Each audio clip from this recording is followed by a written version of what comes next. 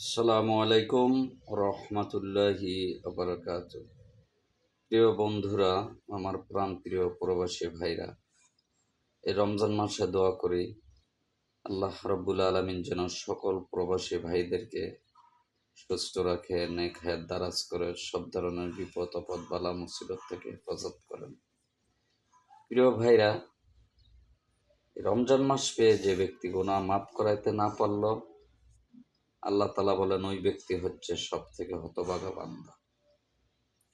প্রিয় নবী জনাবে মুহাম্মদ রাসূলুল্লাহ সাল্লাল্লাহু আলাইহি ওয়াসাল্লাম ইরশাদ করেন, যে ব্যক্তি রমজান মাস পেয়ে গুনাহ মাফ করাইতে পারল না, তার মতো হতভাগা আর কেউ নয়।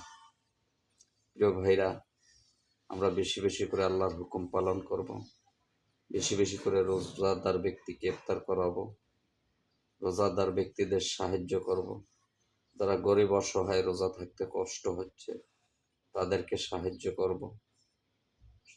একে অপরের পাশে দাঁড়াবেন, অসংখ্য নেকি ও ফায়দা পাবেন। প্রিয় ভাইরা, টাকা পয়সা ধন দৌলত কিছুই কবরে যাবে না। কবরে আপনার সাথে হয়ে দাঁড়াবে একমাত্র আপনার আমার আমল নাম। এ আমল ছাড়া আর কিছুই কিয়ামতের ময়দানে আপনার আমার সাথে হবে না, কবরেও হবে না, কিয়ামতের ময়দানেও হবে না। আপনি আমি যতটুকু করব, যে আমল করব, ওটুকি কিয়ামতের ময়দানে আল্লাহর দরবারে